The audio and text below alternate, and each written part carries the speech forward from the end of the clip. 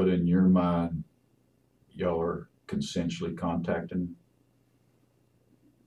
or detaining him? I'm looking back at now, I'm probably looking at it as a consensual. Is probably more, we were probably handling more as a detainment at that time. It should have been just handled as consensual, and we should have been done with it.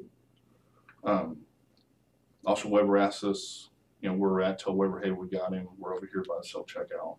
Officer Weber comes in. The three of us are talking with him at this point. I can't remember exact details how everything goes from this point. I know Weber asked me, is he under arrest for failed ID? Because we remember telling him, it's like, hey, you could be arrested for failed ID. That's where we're going with thinking now we're treating as a detainment. But looking back at it now, we should have done it as a consensual and just been done. But at that point in time, were y'all detaining him? It was being detainment. So he was being detained. Yes, sir. And refusing to identify himself? Yes, sir. Okay. At that time, what was your understanding of the law pertaining to being detained and refusing to ID yourself? I was looking at the charge of failed ID.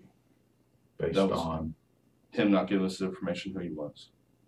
Because like I said, what was your understanding? You felt like somebody being detained had to give you their name? Yes, sir. Okay.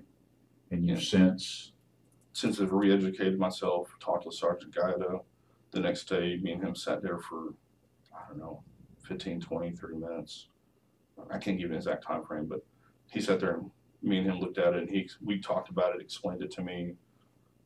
I've looked at it since then also just to keep myself refreshed and stuff like that. So a person being detained, what's the law say? What's the penal code say about giving their name? If it's a lawful detainment, then yes, they have to identify themselves to us. If it's a lawful detention? Yes, sir. Okay. What's your understanding, just so I'm clear, what is your understanding if you have somebody detained and they don't want to give you the name? If they don't want to give his name at that point, that's when I would go to effect arrest. And you spent time reviewing that law since then? I haven't looked at it recently. I looked at it the first few days and weeks after it. Well, that would be not correct. You could not force someone to give a name unless they're arrested. Okay. That's the kind of the heart of this is that if they're detained and they give a false name, then you can arrest them for failure to identify. If they are lawfully detained and they provide false information, but if they just don't tell you the name, then they have to be arrested for another offense. Okay. Then I need to reread again and correct myself. Yeah. So if you went back to the same call when you left here, went back to Walmart, same exact call, and the guy he's being detained, and been done with it. Huh? I'd have been done with it. Just let him go.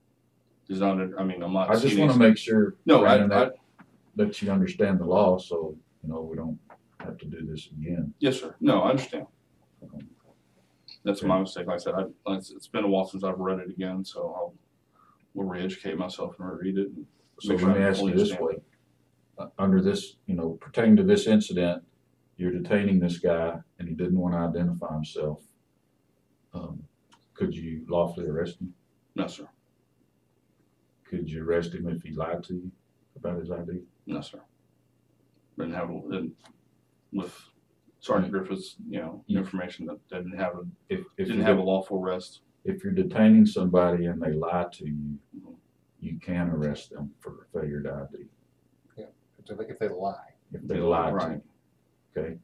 I think you need to brush up on this law quite a bit. Yes, sir. You seem confused over it, Raymond. Just to be honest with you. Yes, sir. One thing that kind of came to mind when this popped up, I'm not trying to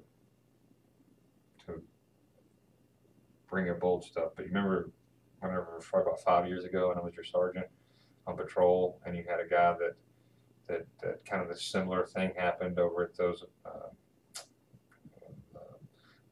where it was like a halfway house for people that are suffering from mental illness over behind Shannon, and he Yes, sir. I remember this you're talking about. you had him lawfully detained. You had an articulable detention, but he didn't want to give you his name. And during that shift, we kind of found out about it, and me and the lieutenant talked to you about it. And very similar, that you had a good detention, he just wasn't going to tell you, you know, and you arrested him for failure ID, and then we went back and unarrested him and told him to drop the charges, and you remember that. So that's one thing that's kind of stood out, is that yes, this is it's a commonly misunderstood law.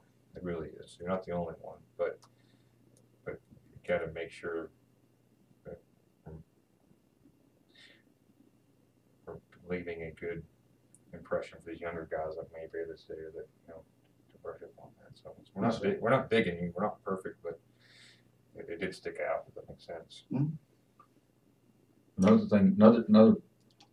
thing, looking back at this one, I mean, you've already admitted that y'all might should have treated it like a consensual contact instead of a detention, because you got sent there for a possible intoxicated person, right? Yes, sir.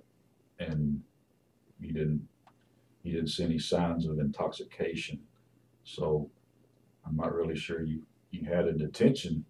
I mean, I think initially you did. I would agree. But once you determine that I don't think he's intoxicated, that's going to turn into a consensual contact. And I mean, you know, on a consensual, they can lie, they don't have to say anything and walk off. No, this example is giving me, they can tell me their name's Mickey Mouse, and Right. we're done. Yeah. Yes, So, I mean, we gotta, you know, we gotta make that determination. But the bottom line is, if it's a consensual contact or detention, I don't think y'all could have arrested him just because he wouldn't give you his name. Yes, sir. And I just want I want to make sure you understand that. Okay. Because the ultimate goal, man, it's not. Yeah. It's not like we want to see people get in trouble. It's just that we want to make sure people are doing the best that they can. Correction. Yes, sir. I understand.